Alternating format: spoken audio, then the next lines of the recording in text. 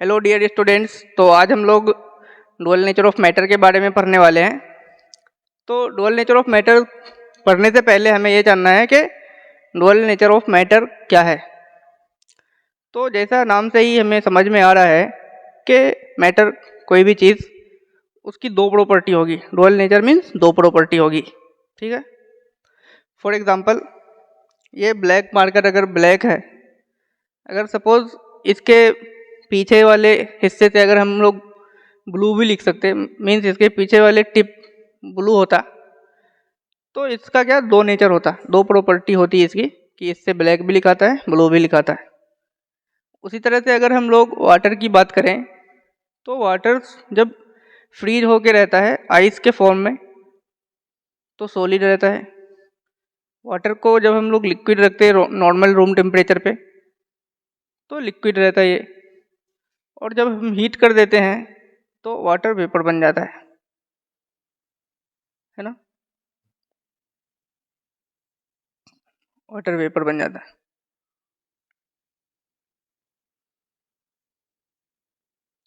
तो हम लोग क्या बोल सकते हैं कि वाटर की तीन प्रॉपर्टी है, तीन अलग अलग टेम्परेचर पे, है ना। तो इसी तरह से किसी भी मैटर के पास दो प्रॉपर्टी होती है, वेव लाइक प्रॉपर्टी और पार्टिकल के लाइक प्रॉपर्टी। तो हम लोग इसी चीज़ को अभी जानेंगे। तो इससे पहले कुछ बेसिक चीज़ें हैं जो हमें पता होनी चाहिए, तभी हम लोग फिर इजीली समझ पाएंगे डुअल नेचर ऑफ मैटर को। तो सबसे पहली चीज़ जो है अपना इसमें वो है मोमेंटम।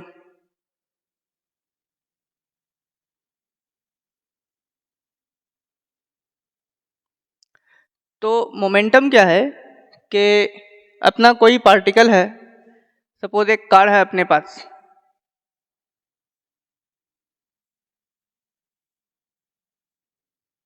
ठीक है, और ये कार के पास मान लें कि इसका मास 1000 kg है और इसकी वेलोसिटी 10 मीटर पर सेकेंड की है। तो हम लोग इस कार के लिए मोमेंटम डिफाइन करते हैं m इंटू वी, मीन्स इसके मास और वेलोसिटी का प्रोडक्ट को हम लोग मोमेंटम बोलते हैं। सिमिलरली किसी भी पार्टिकल का जिसके पास मास है और जो एक डेफिनिट वेलोसिटी से चल रही है या नहीं भी चल रही है, अगर वेलोसिटी ज़ीरो भी है तो उसका मोमेंटम ज़ीरो, या कुछ वेलोसिटी है तो मास इनटू वेलोसिटी। तो हम लोग यहाँ पे क्या लिखते, इसका momentum of car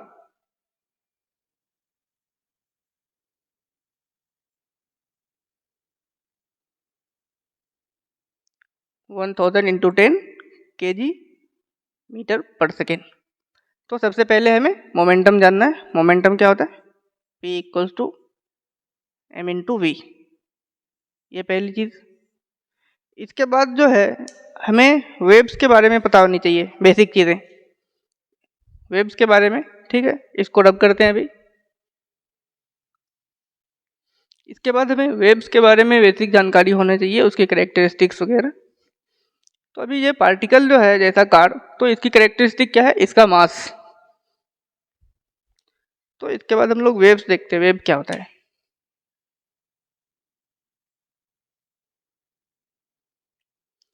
it is a means to carry energy.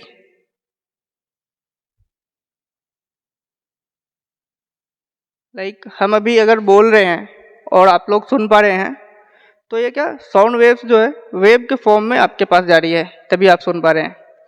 Similarly अगर हमारा रेडियो चलता है घर पे, टेलीविज़न चलता है, तो उसमें क्या होता है, सैटेलाइट से रेडियो वेव्स निकल के हमारे रेडियो टीवी के एंटीना पे आके कैच होती है, फिर हमारा रेडियो टीवी ये सब चलता है।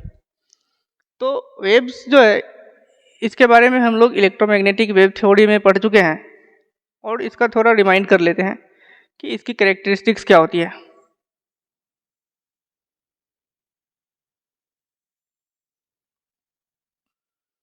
तो वेव्स की जो कैरेक्टरिस्टिक्स है, वेवलेंथ, इसको लैम्डा सिंबल से लिखते हैं, ठीक है। फ्रीक्वेंसी, इसको न्यू सिंबल से लिखते हैं, वेलोसिटी।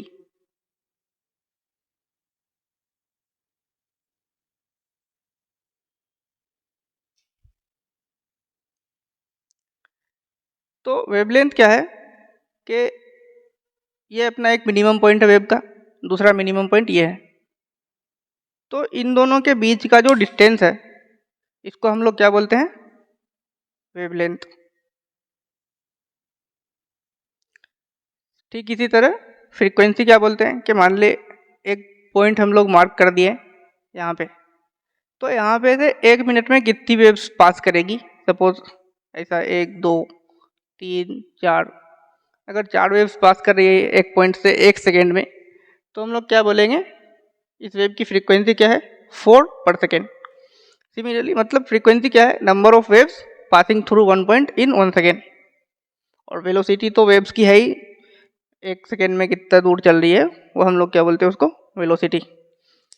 तो ये वेलोसिटी जो है, ये 3 कैरेक्टरिस्टिक्स आपस में एक दूसरे से इंटरकनेक्टेड है। कैसा,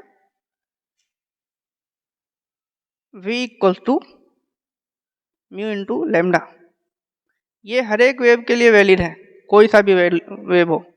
और क्योंकि इलेक्ट्रोमैग्नेटिक वेव की स्पीड जो है वो स्पीड ऑफ लाइट के बराबर होती है, तो हम लोग इलेक्ट्रोमैग्नेटिक वेव के लिए c equals to mu into lambda लिखते हैं, जहाँ पे c क्या है, speed of light.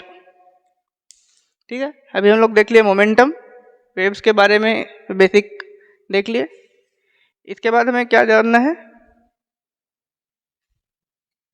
Planck quantum theory के बारे में थोड़ी सी जानकारी होनी चाहिए इसके लिए।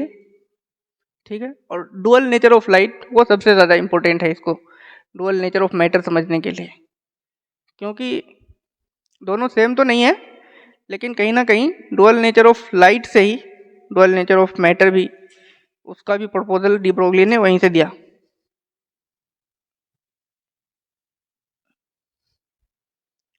तो सबसे पहले हम लोग प्लैंक्स का क्वांटम थ्योरी देखते हैं। तो प्लैंक ने क्या बोला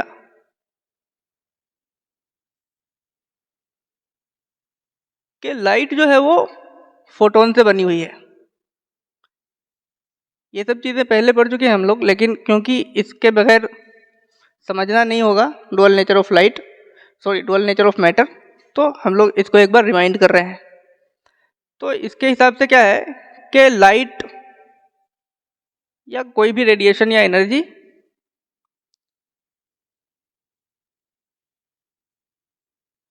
फोटोन से बनी हुई है। फोटोन क्या है, एनर्जी पैकेट। मीन्स लाइट जो है वो कंटिन्यूअस ना होकर के क्या है, छोटे छोटे फोटोन के पैकेट से मिलकर के बनी हुई है। लाइट ऐसी कोई कंटिन्यूअस नहीं है, बल्कि photon photon photon photon photon, इस तरह से लाइट है। ये प्लैंक ने कहा। बाद में क्या हुआ कि डुअल नेचर ऑफ लाइट जब हम लोग जब डायफ्रैक्शन और इंटरफ्रेंस इन सब का जब प्रूव करने की बारी आई, तो फिर वो लाइट के वेव नेचर से ही प्रूव हो पाया। तो ये क्या था, तो प्लैंक के हिसाब से ये फोटोन जो है, इस फोटोन पे एक फोटोन की एनर्जी क्या होती है, इक्वल टू एच म्यू। ये क्या है, फ्रीक्वेंसी ऑफ फोटोन।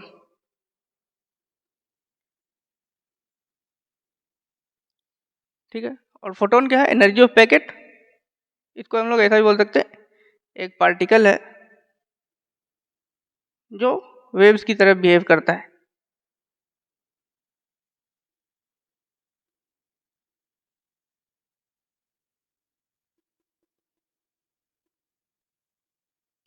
ठीक है, इसके बाद क्या है अपना एक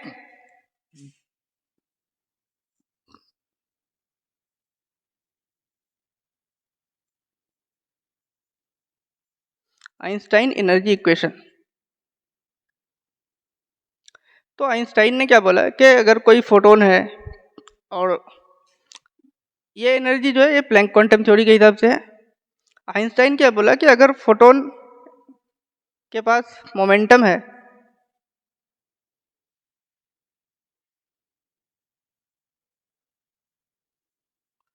और अगर ये स्पीड ऑफ लाइट के बराबर स्पीड से चल रही है, तो इसके पास भी कुछ एनर्जी होगी।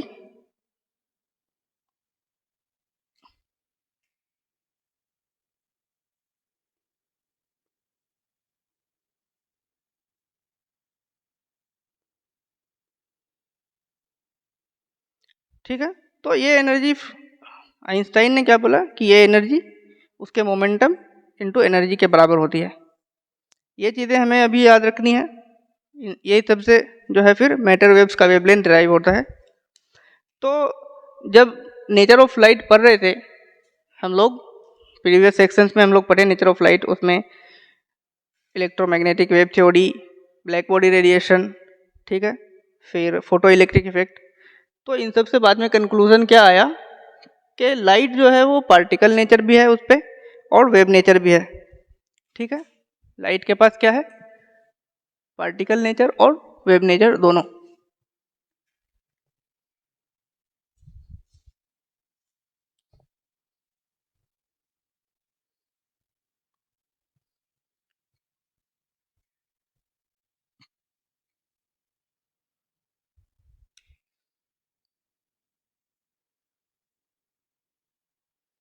लाइट के पास पार्टिकल नेचर भी है, वेव नेचर भी है। ये किस चीज़ से प्रूव होता है, डायफ्रैक्शन, इंटरफ्रेंस, इन सब एक्सपेरिमेंट से लाइट का वेव कैरेक्टरिस्टिक प्रूव होता है। ठीक है, ये किससे प्रूव होता है, black body radiation, photo electric effect.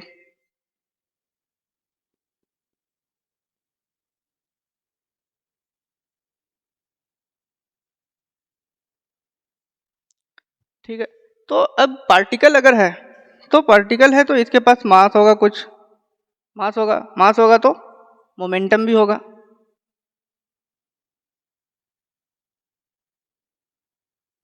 और अगर वेव है तो इसके पास कुछ लैम्डा मीन्स वेवलेंथ या फ्रीक्वेंसी होगा। ठीक है, फ्रीक्वेंसी होगा तो उसके करस्पॉन्डिंग।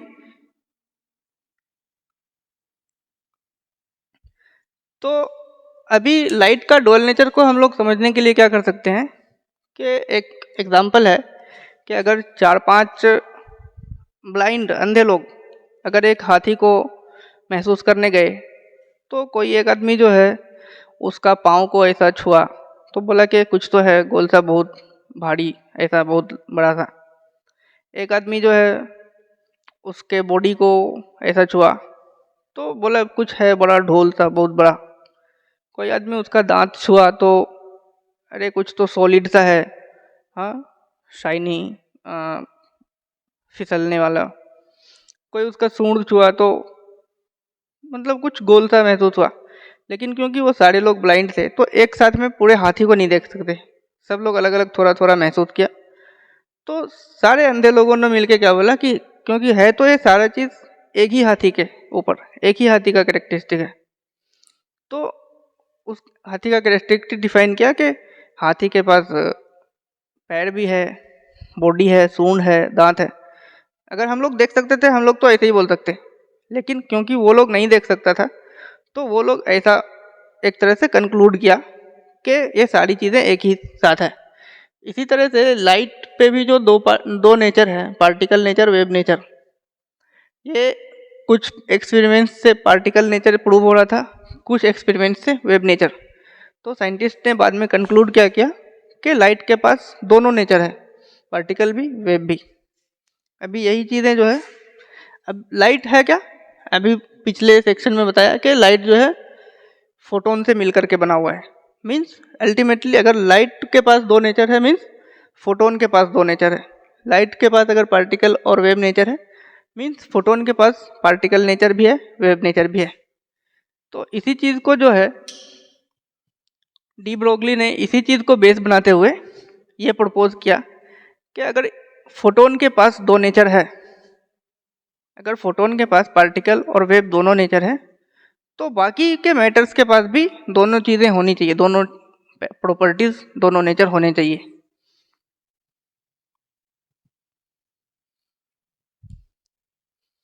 तो डी ब्रोगली ने क्या बोला,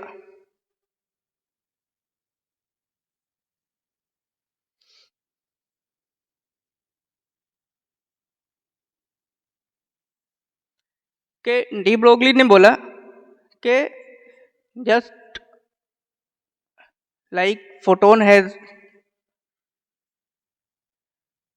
both particle as well as wave nature,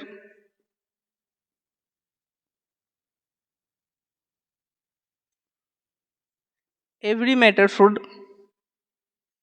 also exhibit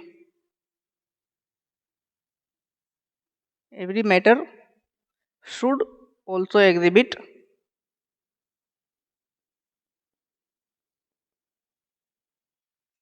both wave and particle nature.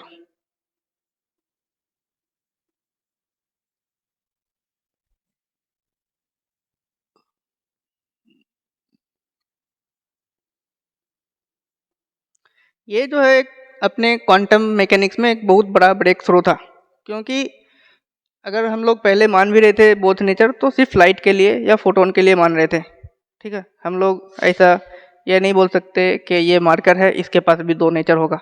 लेकिन जब डी ब्रोगली ने ये हाइपोथेसिस दिया तो उसके बाद से ये भी एस्टेब्लिश हुआ कि ये मार्कर अगर है, ये मूव कर रहा है कुछ वेलोसिटी से, तो इसके पास भी दो नेचर है। बोर्ड को भी अगर हम चला दिए तो इसके पास भी दो नेचर होगा। हम और आप अगर चल रहे हैं तो हमारे पास भी दो नेचर है। इस तरह से इस हाइपोथेसिस के बाद हुआ। तो अगर इसको बेस बनाते हुए, और ये चीज़ बाद में प्रूव भी हुई जब इलेक्ट्रॉन का डायफ्रैक्शन रिंग आया, जब इलेक्ट्रॉन को एक मेटल बीम से पास किया गया तो इस तरह का रिंग मिला। और ये रिंग जो है, ये डायफ्रैक्शन रिंग, ये तभी मिलता है जब कोई वेव हो। वेव तो क्योंकि इलेक्ट्रॉन पास किया गया था और ये रिंग बना, मीन्स इलेक्ट्रॉन वेव की तरह बिहेव कर रहा था। तो ये एस्टेब्लिश हो पाया कि फोटोन के अलावा भी दूसरी पार्टिकल्स हैं जिसके पास पार्टिकल नेचर भी है और वेव नेचर भी है। तो अगर दो नेचर इसके पास है, पार्टिकल नेचर और वेव नेचर, तो इसके करस्पॉन्डिंग फिर दोनों की एनर्जी भी है। तो पार्टिकल नेचर के करस्पॉन्डिंग मास है तो मोमेंटम भी है, इसके करस्पॉन्डिंग लैम्डा है, वेवलेंथ और फ्रीक्वेंसी।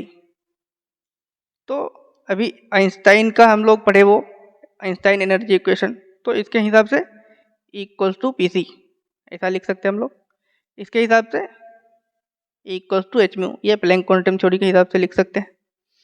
अभी हम लोग सबसे पहले देखे थे कि C equals to lambda into mu, तो म्यू को हम लोग क्या सी अपॉन लेमडा भी लिख सकते हैं। अभी देखें, क्योंकि ये दोनों एनर्जी सेम चीज़ शो कर रही है, सेम मैटर अगर पार्टिकल की तरह बिहेव कर रहा है तो उसके पास एनर्जी पी सी है, अगर वेव की तरह बिहेव कर रहा है तो उसके पास एनर्जी एच म्यू है।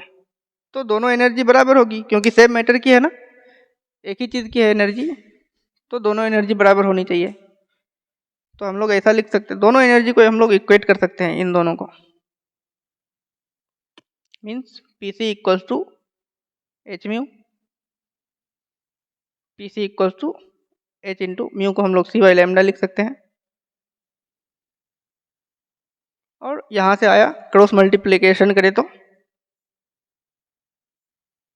Lambda equals to H by mu. इसको हम लोग क्या बोलते हैं, वेवलेंथ ऑफ मैटर वेव्स। तो किसी भी मैटर का वेवलेंथ जो है उसके मोमेंटम के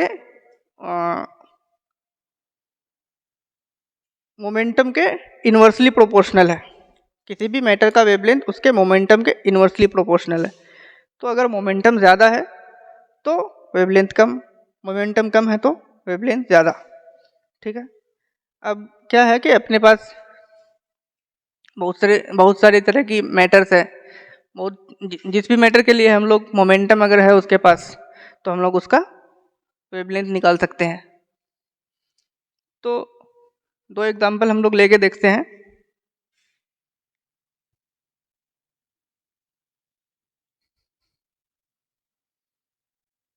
एक क्रिकेट बॉल के लिए हम लोग लेके देखते हैं और एक इलेक्ट्रॉन के लिए लेके देखते हैं।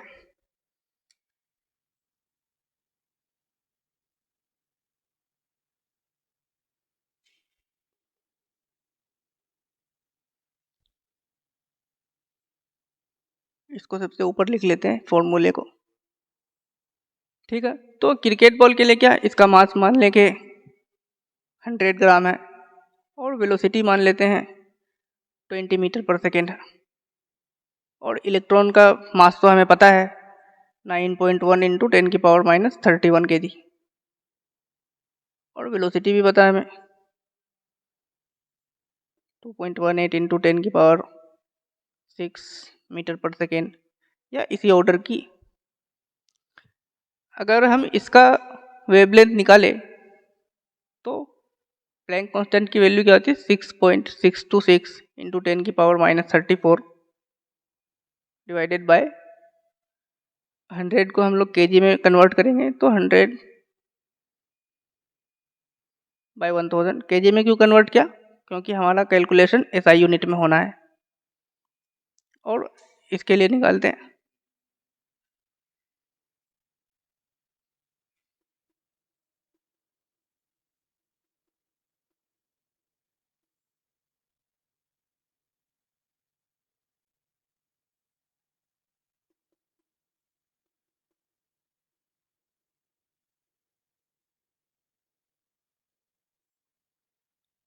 तो अगर हम लोग इसको देखें तो ये लगभग 1 2, ये यहाँ से गया सारा, तो ये कितना रहा 3.313, इतना छोटा वेवलेंथ आ रहा है लैम्डा ऑफ क्रिकेट बॉल। दूसरी तरफ हम लोग इलेक्ट्रॉन का देखें तो कितना आ रहा है, ये लगभग हाँ 3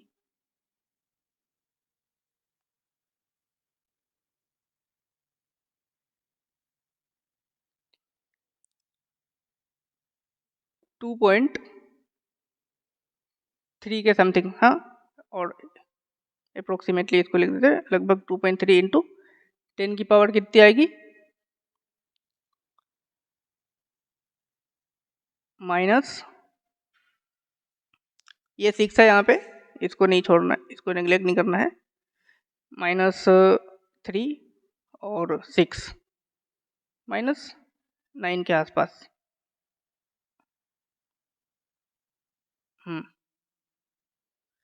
-10 के आसपास। तो इन दोनों का अगर हम लोग वेवलेंथ देखें तो कितना फर्क है, 10⁻24 ऑर्डर का फर्क है।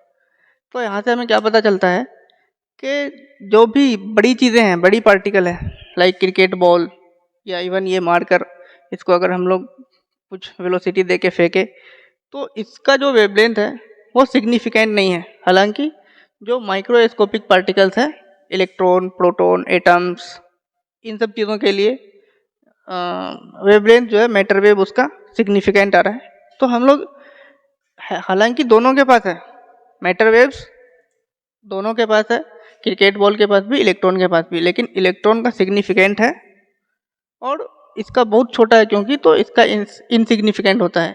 लेकिन अगर मान लें कि किसी यूनिवर्स में क्रिकेट बॉल इलेक्ट्रॉन के साइज का हुआ, किसी यूनिवर्स में इलेक्ट्रॉन के साइज का क्रिकेट बॉल हुआ, मान लेते हैं हम लोग, तो वहाँ पे फिर क्रिकेट बॉल के वेवलेंथ का भी सिग्निफिकेंस होगा। लेकिन एज ऑफ नाउ क्योंकि इसकी मास और वेलोसिटी ज़्यादा है, मींस मोमेंटम ज़्यादा है, कि मोमेंटम ज़्यादा है तो वेवलेंथ बहुत कम होगा। तो इसलिए ये पॉइंट हम लोग लिख लेते हैं।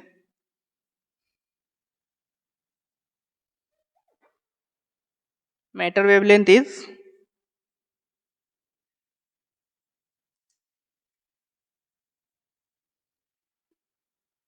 significant only for microscopic particles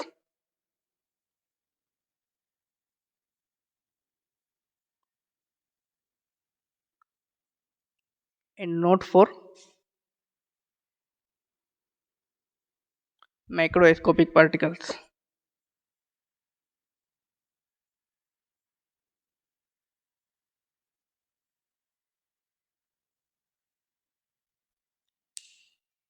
ये दोनों चीज़ों को हमें ध्यान में रखना है, माइक्रोस्कोपिक, मैक्रोस्कोपिक। माइक्रो मीन्स छोटी छोटी पार्टिकल्स के लिए, बहुत छोटी जो है उसके लिए मैटर वेव सिग्निफिकेंट है, और बड़ी पार्टिकल्स जो है उसके लिए मैटर वेव सिग्निफिकेंट नहीं है। ठीक है, यही है अपना डुअल नेचर ऑफ मैटर। जिसके बाद फिर इसके बाद अपना हाइजेनबर्ग अनसर्टेनिटी प्रिंसिपल आता है। नेक्स्ट क्लास हम लोग उसको देखेंगे। ठीक है, थैंक यू।